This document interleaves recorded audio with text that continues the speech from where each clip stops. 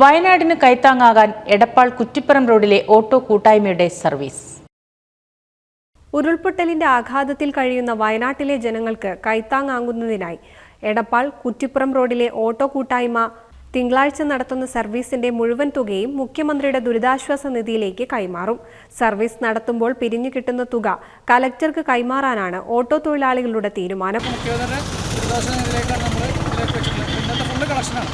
അതിൽ നമ്മളിപ്പോൾ എടുക്കുന്നത് ഇവിടെ ഏതാനും ഓട്ടോകൾ ഇതിനായിട്ട് ഓടുന്നുണ്ട്, ബാനർ കെട്ടി ഓടുന്നുണ്ട്, ഓരോ ബോക്സ് വെച്ചിട്ടുണ്ട്. അപ്പോൾ നമ്മൾ കസ്റ്റമേഴ്സിനോട് കാര്യങ്ങൾ പറഞ്ഞ് മനസ്സിലാക്കി കൊടുക്കുന്നുണ്ട്. അവർ ചിലവരതിലും കൂടുതൽ ഇടുന്നുണ്ട്, എല്ലാവരും സഹകരിക്കുന്നുണ്ട്, എല്ലാവരും സപ്പോർട്ടാണ്. അപ്പോൾ നമ്മൾ ഇവിടുന്ന് ഓടുന്ന അതിൽ നമുക്ക് ചിലവായിട്ടില്ല, ഡീസൽ കാശ് മാത്രമേ നമ്മൾ എടുക്കുന്നുള്ളൂ.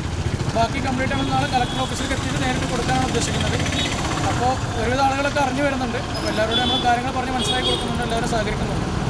എടപ്പാളിൽ കുറ്റിപ്പുറം റോഡ് കേന്ദ്രീകരിച്ച് പ്രവർത്തിക്കുന്ന ഓട്ടോറിക്ഷകളിൽ സ്ഥാപിച്ച പെട്ടികളിലാണ് തുക നിക്ഷേപിക്കുന്നത്. കുറ്റിപ്പുറം റോഡിലെ ബസ് സ്റ്റാൻഡിലും ഇവർ ഹുണ്ടിക സ്ഥാപിച്ചിട്ടുണ്ട്.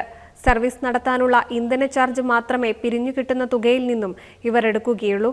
ബാക്കി തുക മുഴുവനായും ദുരിതാശ്വാസ നിധിയിലേക്ക് കൈമാറും. NTV news Edappal.